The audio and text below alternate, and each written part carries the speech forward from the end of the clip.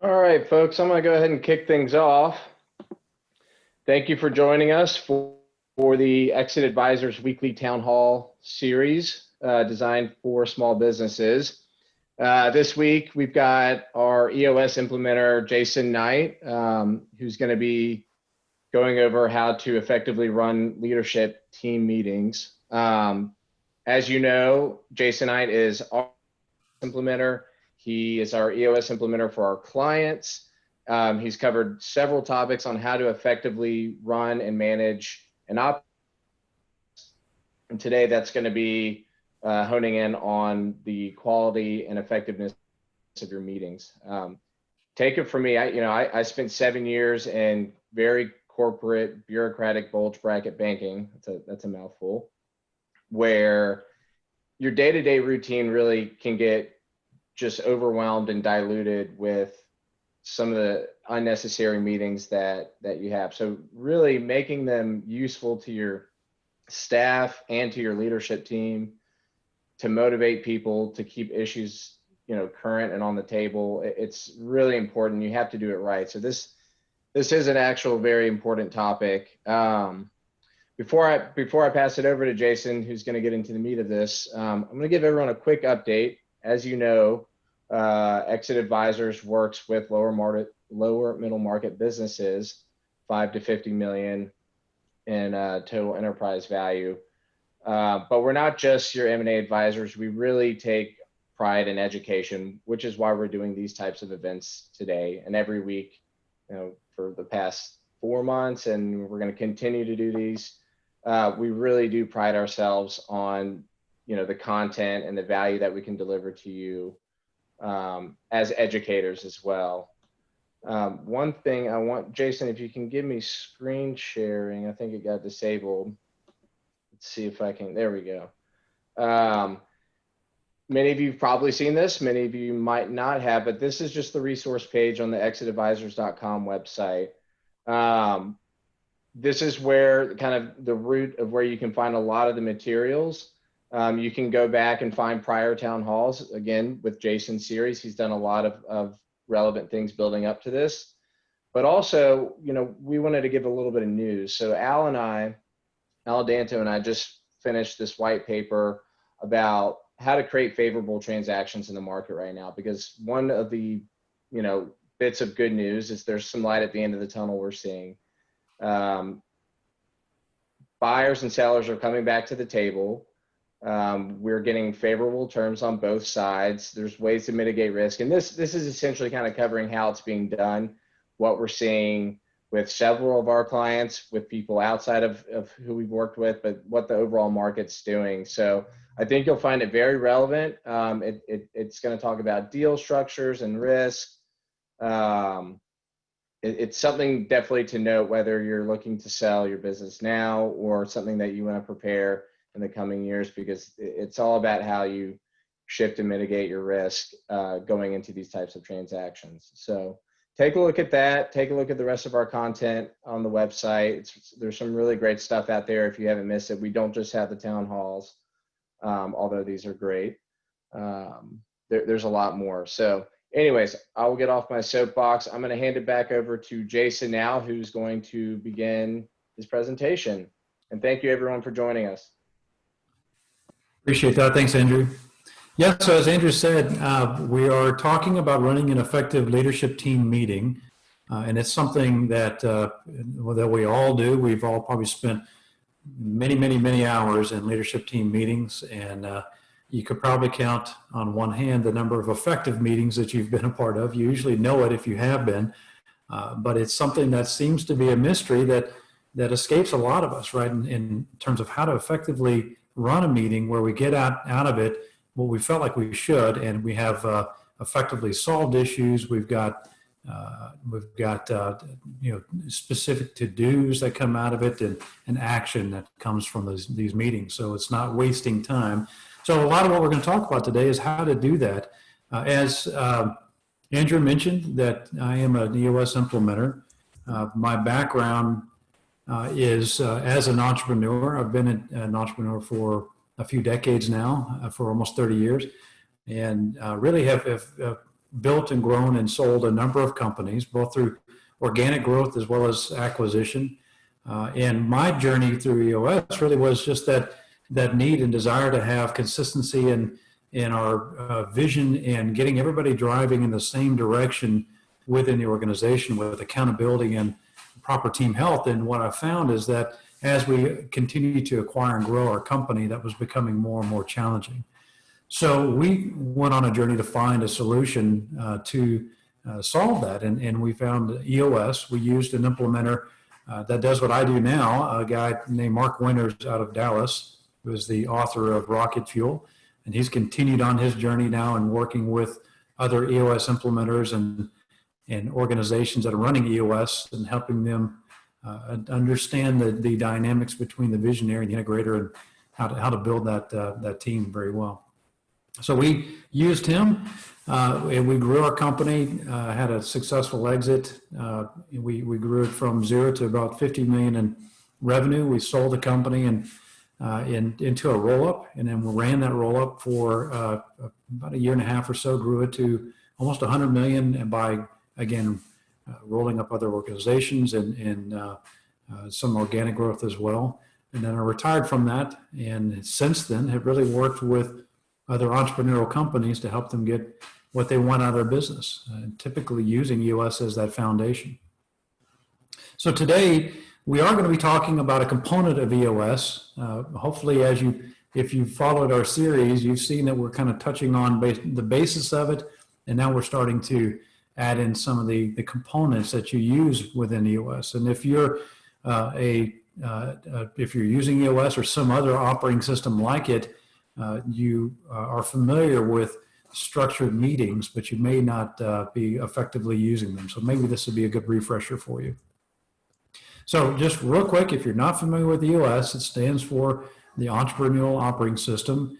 It stems from a book called Traction from Gino Wickman and is really in place in being used by almost 10,000 companies around the world. And so if you look at the EOS operating system, it really is building on 6 key components within every business. And what we found is that every issue ultimately stems from one of these 6 areas. And so we go on a journey to strengthen each one of these 6 key components, making sure you're absolutely clear on your vision of who you are, what you are, where you're going, how you're going to get there. We work on the people component, making sure you have the right people in the right seat. We talk about data, making sure you're running your business on objective facts and figures rather than subjective gut feelings. We work on your issues, to where you're really great at identifying and solving issues, and we're going to talk about that today. Get you where you've proceduralized your business so that everybody knows how to do their role. And then ultimately traction, which is another component of what we're talking about today, which is that pulse of making sure that we have accountability and consistent execution and discipline to achieve our vision. So that's the model. We're not going to belabor that too much, but I would definitely encourage you, if you're interested in EOS or just discussing how a model can help your business, let me know. I'd be happy to kind of go through the whole process with you and help you understand the way it works.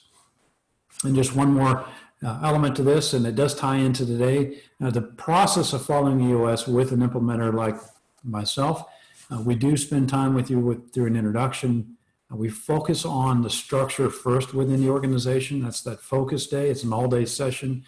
Then we do 2 vision days where we really identify your vision of where you're going and very clearly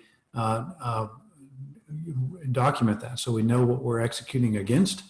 And then we get into a quarterly pulse. And that's really what we're going to talk about today, is this right side of that graph is that quarterly cadence of making sure that we're consistently executing on what we've laid out. So, quote from Mike Payton: if you hate meetings, it's not because your meetings stink or because meetings stink, it's because your meetings stink. The reality is meetings are necessary. There's some really bad meetings. I've been a part of them. We all have. But I want to make sure that we are really grasping the need for effective meetings. If you look at the cost of the meetings that you're in, they're very high. and the opportunity really to do something big is there. But if you're not getting any value out of the meetings, you're spending a lot of money for nothing. And so we want to make sure that your meetings don't stink, that every one of them is a great meeting. So we're going to talk about how to achieve that. So the universal problem that we see, first off with meetings, is it's inefficiency. They're a distraction. I'm sure you've heard this from your team. You've probably said it yourself that there's other things I need to be doing. And if you've been a part of any larger corporate environments, as Andrew mentioned, your life, it seems like it's in meetings. You're always in a meeting, and it feels like you're meeting rather than getting things done. And we want to make sure that we're eliminating that as well, and really only focusing on the meetings that are effective. So it's felt that it's an interruption to real work getting done. They're too sporadic. They tend to happen when there's a fire or some big issue that's going on, and it seems to be chaos when you do finally meet. They're never focused. They're filled with tangents and sidebar conversations, wandering discussions, and you never arrive at a solution. There never seems to be some tangible outcome from the meeting. We've talked about issues for hours, and at the end we're kind of exhausted and we all just leave the room, and it really didn't solve anything. And then lastly, they're filled with unnecessary people. If you've ever been a part of a meeting and you're wondering, why am I here, right? Or you're drifting off on your phone or doing something else, you've experienced this. And so we often do include the people that don't need to be in meetings. And so we want to eliminate them and make sure that we are not being inefficient, but we're being effective and efficient with our time. So a meeting should help you get more done, right? It should create traction, so we're consistently executing towards our vision. The meeting should be contributing to that. It should build accountability, so we know what we're getting done and is getting done, or what we need to get done is getting done. That we're holding people accountable to the to-dos and the big objectives that we've laid out. That we're communicating effectively. We've got a structure to where we are working well together, that we know what we're saying and that we're clearly communicating it. We've got proper team health, that the team dynamics in the room are improving rather than devolving. We want to make sure that we're getting proper results, right? A meeting should have an outcome, right? We don't meet just for the sake of meeting. We meet for a specific result. And so identifying what that is and making sure that we're effectively executing on it. So what stands in the way? Well, typically procrastination, as well as not having a proper meeting agenda and the discipline to do it. But getting things done, procrastination is the killer of getting things done. So one thing we're going to talk about is getting things done and executing consistently. If you look at typically what happens when you do come out of a meeting, if you happen to have a to-do or some objective that did come from it, this is typically what we see, right? So between meeting A and meeting B, you see the level of effort or the focus on that objective is very low. And we all do this. It's human nature where we procrastinate. We'll get to it later. And at the very last minute before it's due, we go crazy with our activity and cram it in. And our last minute, we're getting it done. What happens with that, number one, is it's not very efficient. We don't get it done to the degree that it should be done at the quality that we need it done. And frankly, if it could have been done in 2 days, we should have gotten it done in 2 days instead of taking a month to get it done. So when we have a meeting pulse or a check-in point, we have these little spikes of activity, right? So we're checking in, holding people accountable, trying to see, are you making progress on this? So we're getting attention to it. And so it's a little better in that you get these spikes of activity and gets it done a little sooner. But ideally, what we want is that we have continued attention and execution so that it gets done sooner, right? So we don't want to wait till the last minute. And so how do you do that? How do you get people, how do you encourage them to, when you pick up an objective or a task, to focus on that task until it's done versus waiting till the deadline? And part of that is that accountability, making sure that we're checking in and consistently asking that there's there's a pulse that we're going to be using to check in with the team, and they know they're going to get asked. So that's the meeting pulse, right? So the meeting pulse is a moment of truth with your leadership team. It's an opportunity for the team to come together and create a heartbeat of the company. It keeps all the circles connected. And by circles connected, what I mean by that is that we want to make sure that you're working together at the appropriate level. So what we see is oftentimes a couple of different issues. One is that you never connect, right? So each of you, the different team members are working on their own, apart from each other. They're really not effectively communicating. They're disconnected, and bad things happen from that. The next is they're too close, right? They're smothering each other, that there's too much micromanagement going on. There's too much repetitive work being done. People are on top of each other, and that's not healthy either. It's not effective. So what we want is just the proper cadence, the proper overlap. We're effectively connecting to the degree that we need to, and so that we can get back in and do our work, and we've done the handoff, or we've effectively communicated. So a meeting pulse at the proper cadence will create that. So the 5 points that we follow. First off, for productive meeting, we want to make sure we have it scheduled for the same day, the same time, the same agenda. We start on time and we end on time. So it's the same day every week, right? And so in this case, or a week or month, and we'll talk about the different meeting types, but it's on the calendar, it's set, it's immovable, right? Because it is on the calendar, it's really critical to the team. We'll talk about the importance of these meetings. We really push for the team to understand the magnitude of this specific check-in, the meeting pulse. So we're not moving it around all the time. We don't have part of the meeting there and part of the meeting here. We're consistently meeting together, same time, same day, same agenda. We start on time and we end on time. And that's pretty rare, to be honest.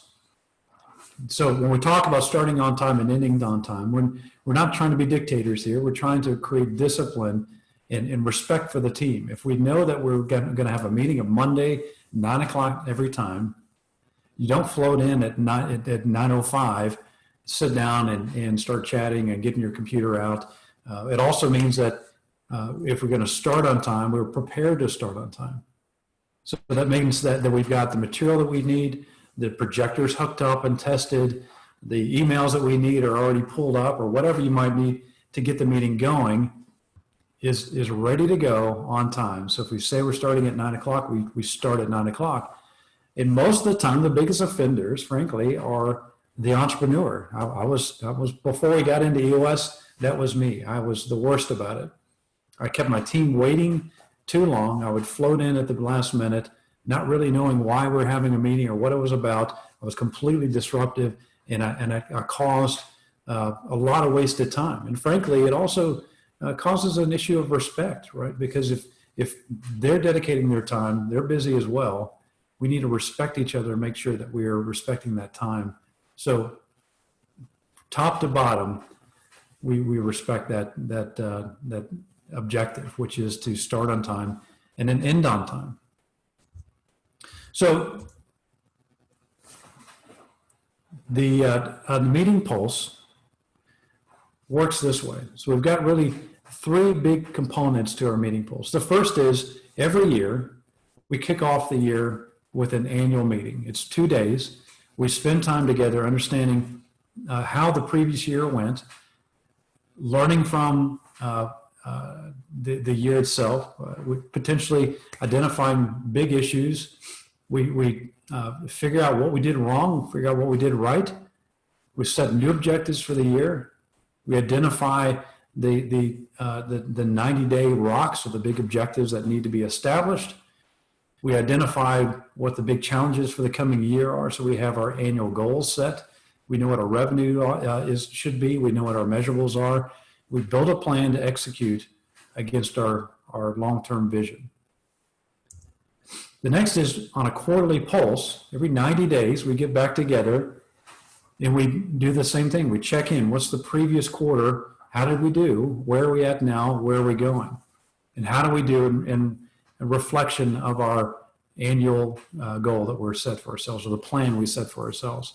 And by the way, the annual and the quarterlies is something I typically run for my clients. So I come in and I'll help you walk through that reflection on the previous quarter and prediction for the upcoming quarter.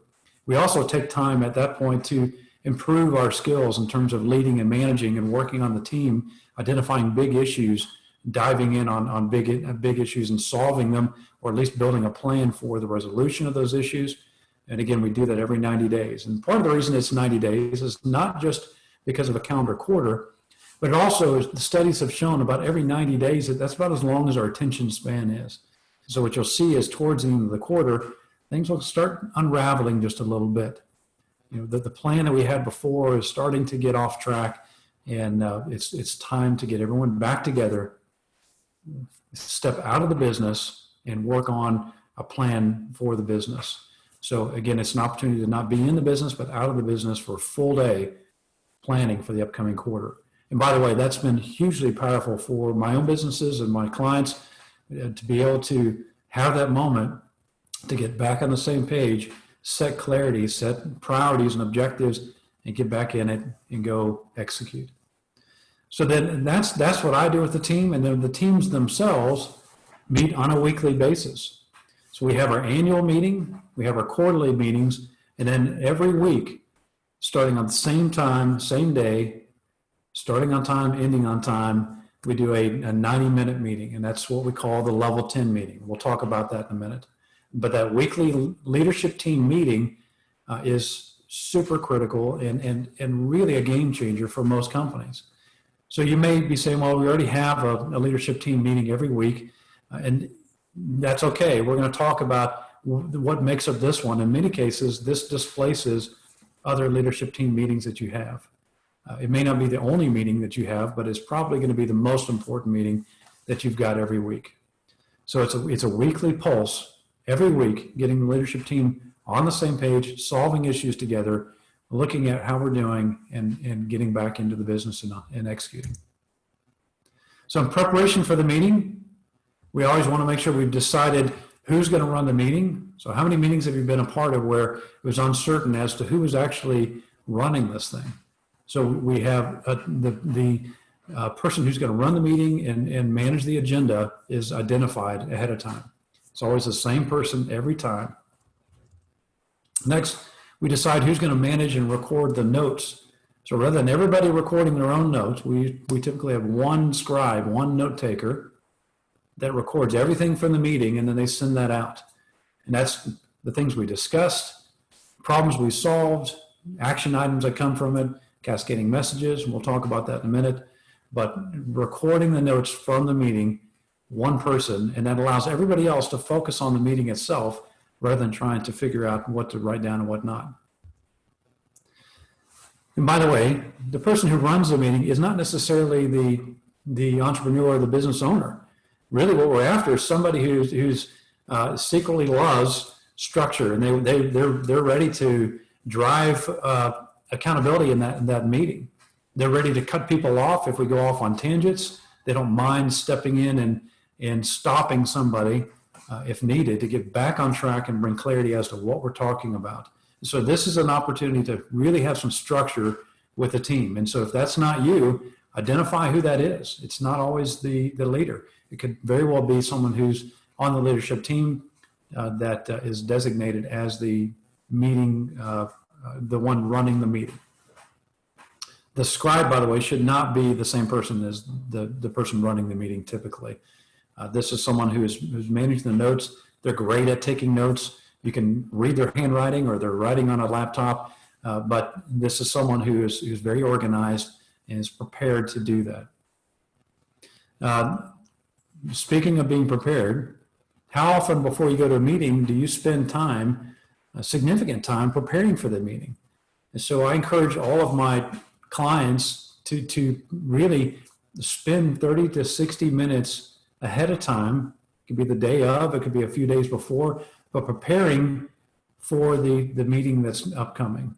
And that's identifying issues, talking about, or thinking about the metrics that need to be communicated, news that needs to be shared, but preparing for the meeting is important. So it's an expensive meeting. You think about how much per hour your whole leadership team costs you, not just in what you're paying them, but opportunity costs, right? So your time isn't just what you take out of the business, but it's the impact on the business. If you quantify that, it's quite expensive. So you want this meeting to be very effective.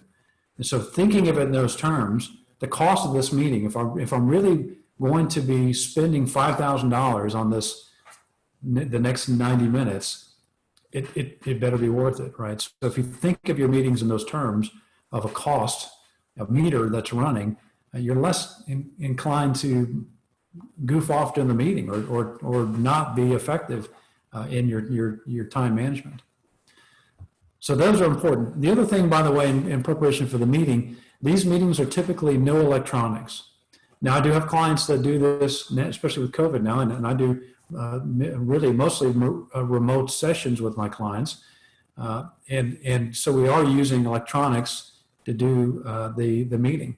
But just like right now, where I'm talking with you through Zoom and I've got my machine up, I'm not distracted typing and pulling other things up. And so we ask people to focus on the meeting, not on email, not on their phone or texting or anything else, because as soon as you've picked that up, you've left the room, right? So we want to keep everybody in the room. Going back to the cost of that meeting. So if you think about it, if someone's goofing off in that meeting or not paying attention, the cost of that's pretty high. So really critical. So one of my favorite quotes, I've got a lot of quotes from Vince Lombardi a lot. If you're early, you're on time. If you're on time, you're late. So just really driving that home with your team, building that discipline to showing up to the meeting early, getting prepared so that the meeting time is when we start talking. We start the meeting when the time comes. So we call these meetings a level 10 meeting, and I'm talking specifically about the weekly meeting. And it's partly called a level 10 meeting because if you ask most people the effectiveness of their meetings, they would tell you probably a 4. If you had to rank it from a 1 to 10, they're pretty ineffective. So the goal of this meeting is to make sure that every meeting is a 10. Every one of them is fully effective and that we have achieved our goal, which is to get everyone up to date, solve issues, have action items, and conclude and go back into the business. So the meeting agenda is always the same as we said. We start with a segue. We review a scorecard. We review our rocks, or if you remember from previous discussions, rocks are 90-day big objectives. We review our customer headlines, our to-do list. We move on to our issues list. Then we move to conclude and wrap up, and we go about our business. And notice that each of these has a time element next to them. So they're very quick. So the first components here are really reporting only. And we'll talk about each of these separately.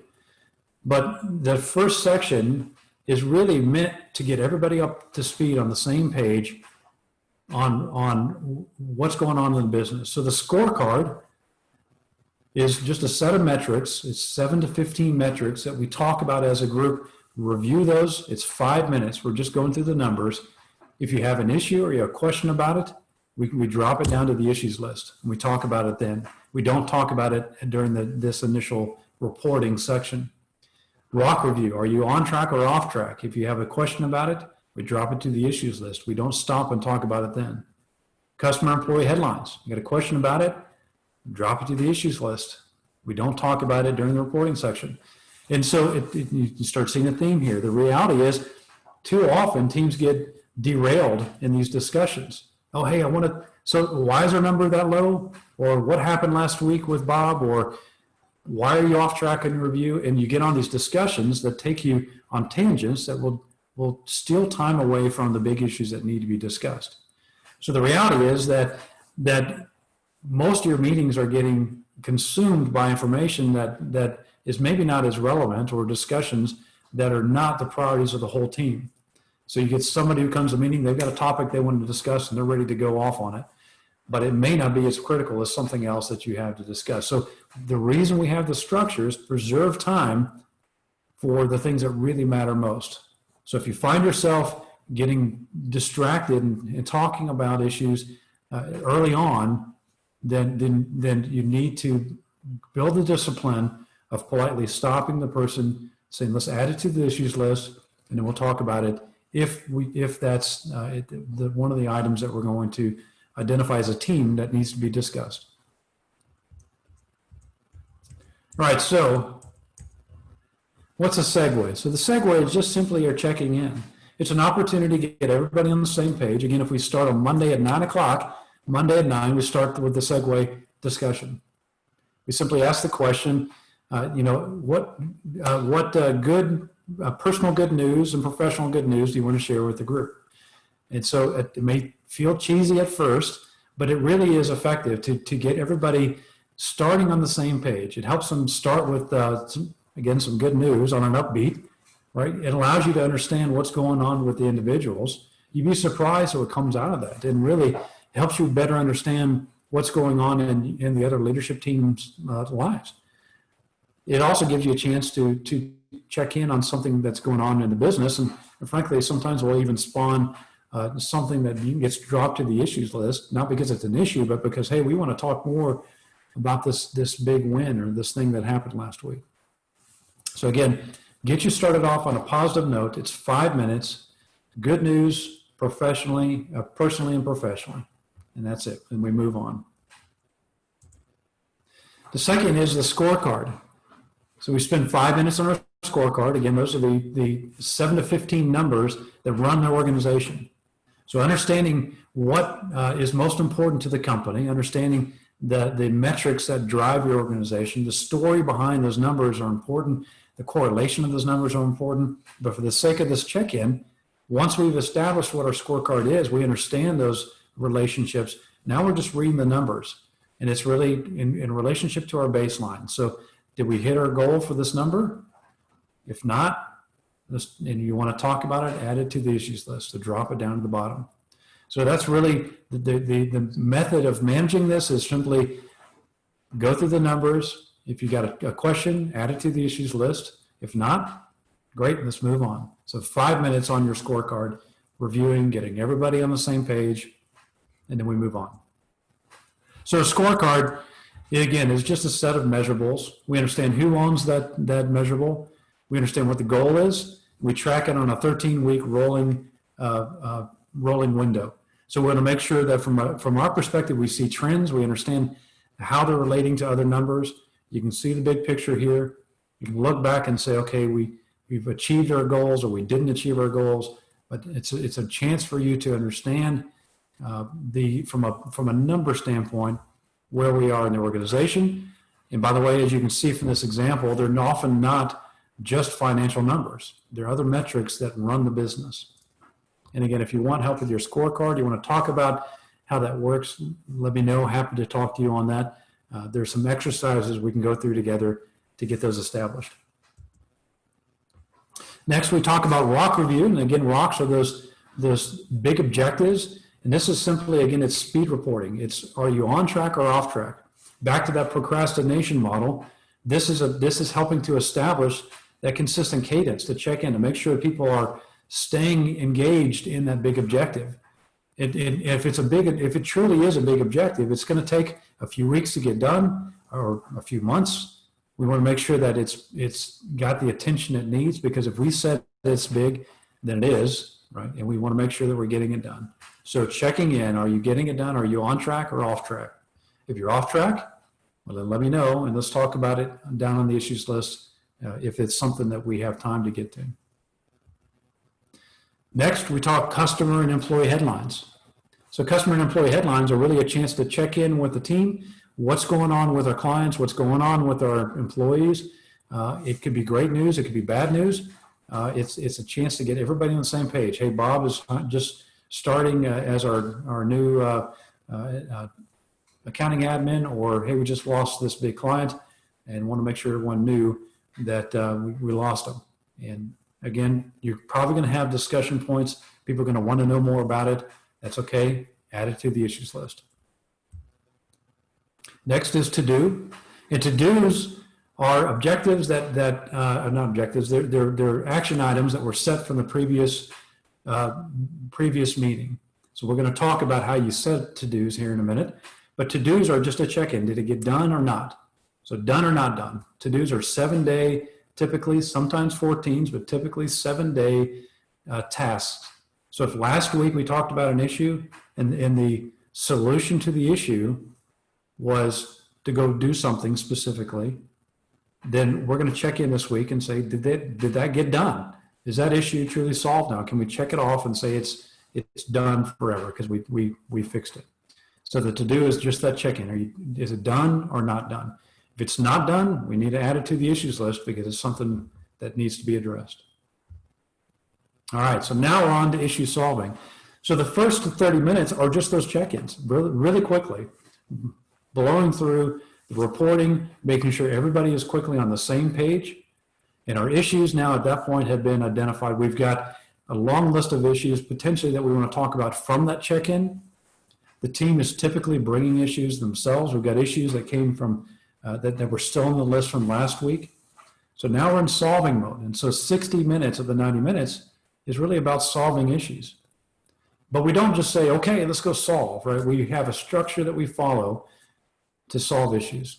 And by the way, we make a real clear distinction between our to-do discussion and, okay, now we're moving to IDS. So IDS stands for identify, discuss, and solve.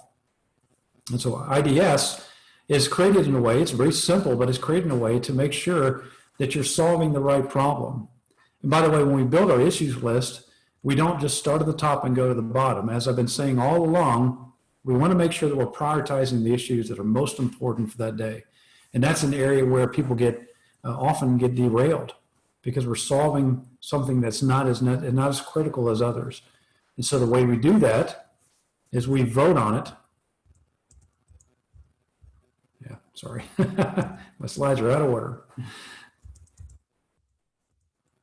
So we vote on it. Once we have our issues, we want to vote on what we want to discuss and solve first. So if you look at this list on the right, for instance, we want to identify number 1, 2, and 3. We don't number all of them. We just simply say what's number 1, number 2, and number 3. And by the way, it helps to have the issues numbered. So when you do vote, you can say, hey, I want number 3 discussed, number 1 discussed, number 5. And so we put those on the list and we just start with number 1. We simply say, okay, whose issue is it? Okay, so in this case, Andre there's a right seat issue.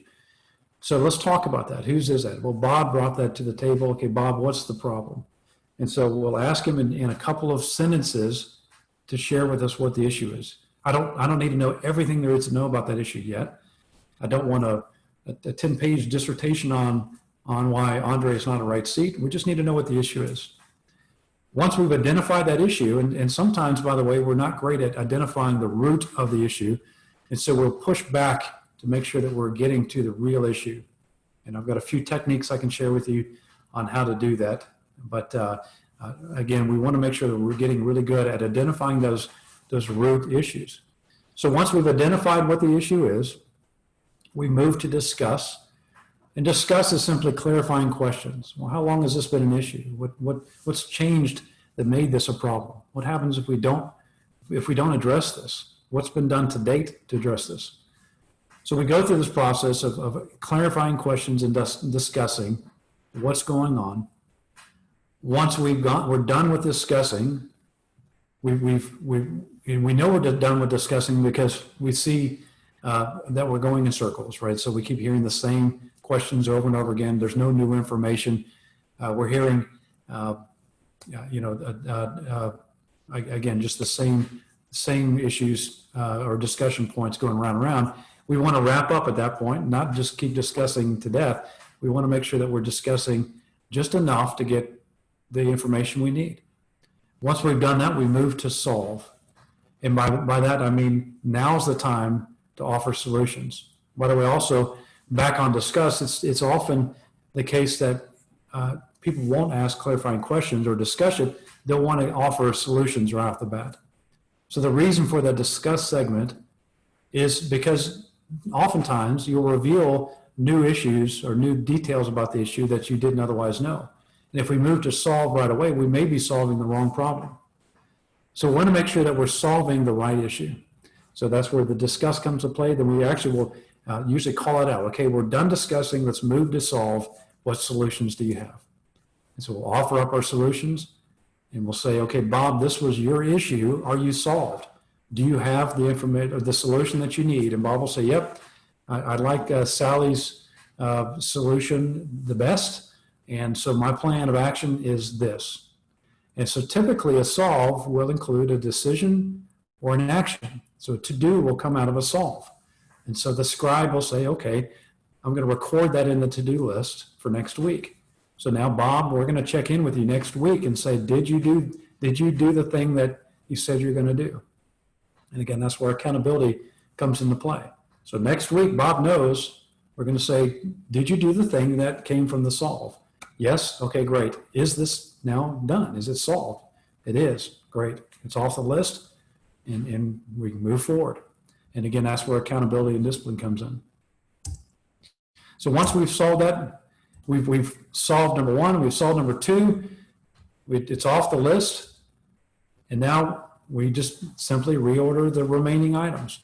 Number 1, 2, and 3, solve those. 1, 2, and 3, solve those, and keep going until we've run out of time. So at the end of our time, we move to conclude. If there's still issues on the list, that's okay. They'll be there next week. But they probably weren't the highest priority issues because we solved others first.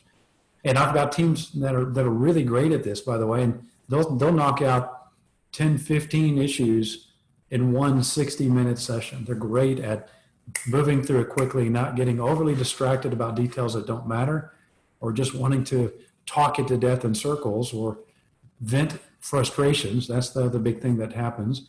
This isn't a venting session. This is a discussion and solve session. So get it solved and let's move on. So once you're done with those three, again, you renumber, you solve those, keep going until you're out of issues or you're out of time. And I would say that you should probably never be out of issues. Now, every once in a while, I'll have a client who does run out of issues, or they'll say, we don't really know what our issues are. We don't have issues. Well, that's your number one issue. Because the reality is every company, even the healthiest companies, in fact, I would argue the most healthy companies have the longest issues list because they've gotten really great at identifying issues and getting them on the table. They've created a culture where they value bringing issues to the table. If your culture is such that people are afraid to bring issues up or they are reluctant to do that, there's a health issue there. There's a culture issue that is really preventing you from growing.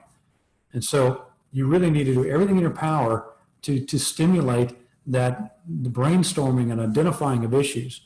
So if you're not doing that consistently, I really suggest you focus on that. And here's just a few questions that you can ask your team or ask yourself that should bring some issues to the table. What's causing friction? Who's ticking you off?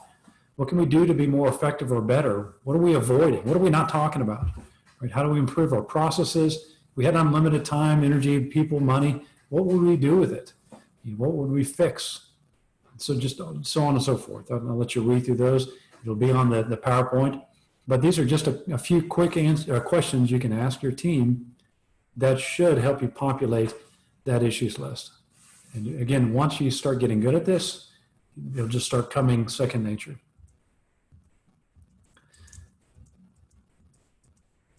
All right. So last is conclude. So the concluding is where we really wrap up. We go back and recap the to-dos. Okay, Bob, you said you're going to do this, and Sally, you said you're going to do that. So next week, we're going to check in with you during the to-do segment and see if you actually got that done. If there's any cascading messages, if there's any big decisions or something that needs to be communicated to the rest of the organization or the rest of the team, that's where you take that chance to say, okay, we agreed that we're going with this insurance provider. And so who's going to send the email on us? Okay, Sally, you're going to send the email out to the organization. This is what you're going to share with them. Okay, that goes to our cascading messages. And by the way, that's probably a to-do also, right, where she's going to send out that email. But that's a chance for you to make sure you're on the same page when we wrap up of what do we decide, what needs to be shared, and get wrapped up. And then lastly, we just simply rate the meeting. So again, as we mentioned, this is a level 10 meeting, and we said that most organizations would rank their meetings a 4.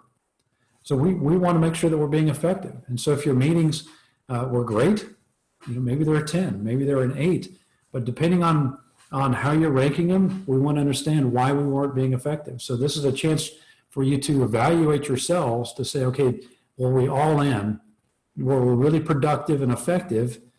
And hopefully we were a 10. Right? If not, what do we need to do better next time to make sure that each one of these we're getting the most value possible out of these meetings? And so what you'll find over time, you'll get better and better. And so practice makes perfect. The first few you do are going to be terrible. They'll get better over time. You may find yourself after doing them for a few months, you kind of fall back into old habits, and you got to refresh and make sure that you're refocusing on getting back into the structure and doing it well. Another Lombardi quote I'll leave you with is, perfection is not attainable, but if we chase perfection, we can catch excellence. And that's what we're after, is continual improvement.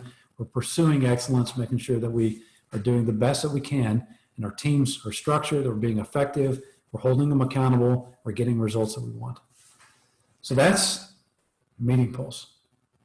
Any questions that came from that? I think we've got one. Looks like rocks versus scorecard. Shouldn't the rocks be in the scorecard? So the rocks should not be in the scorecard. The reason for that is the scorecard is specifically measurables. Let me see if I can pull up the meeting there. The scorecard is really the metrics that operate the company.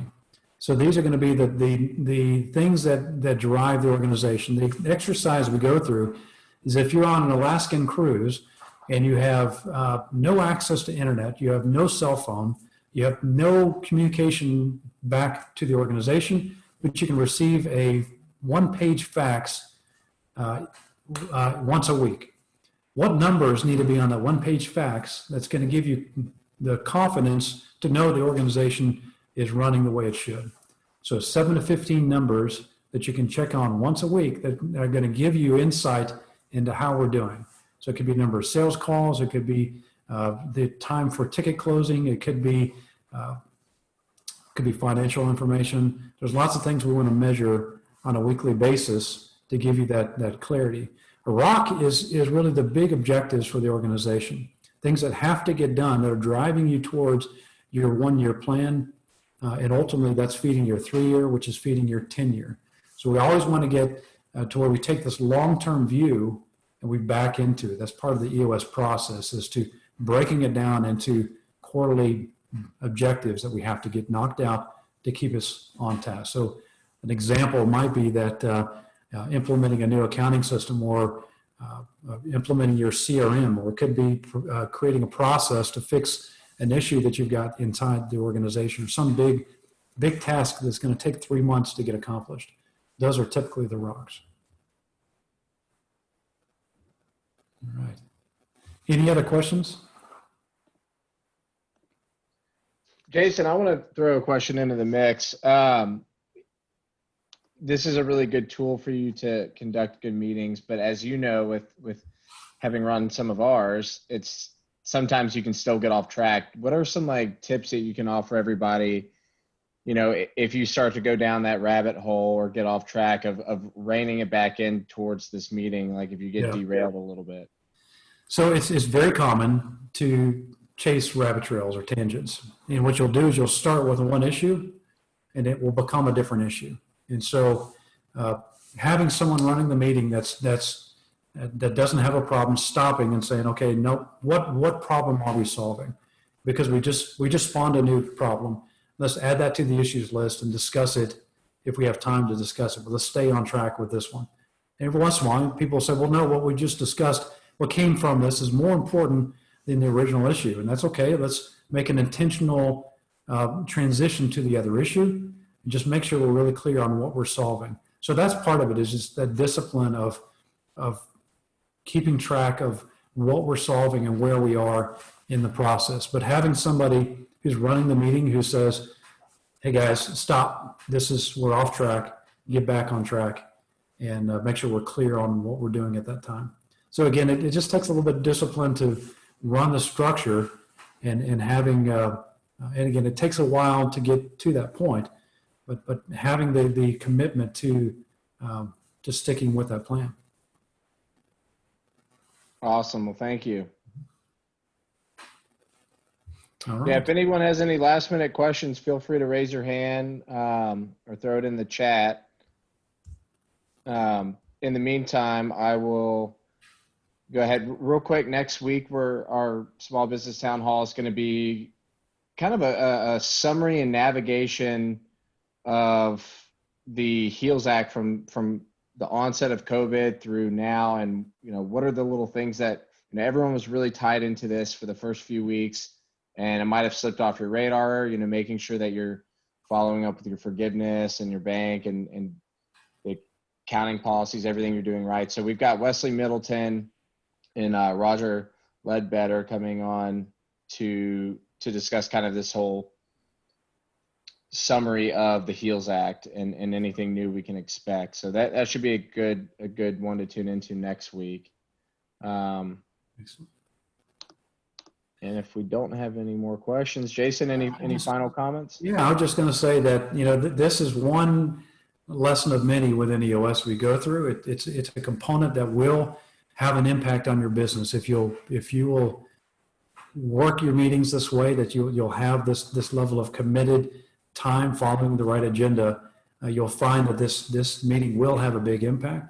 But if you want to talk about this, talk about your scorecard, your rocks, or what EOS might look like in your business, I encourage you just to reach out. My email's here, my phone number. Be happy to talk with you about what this might look like in order to contribute towards growth and achievement of a bigger vision in your company.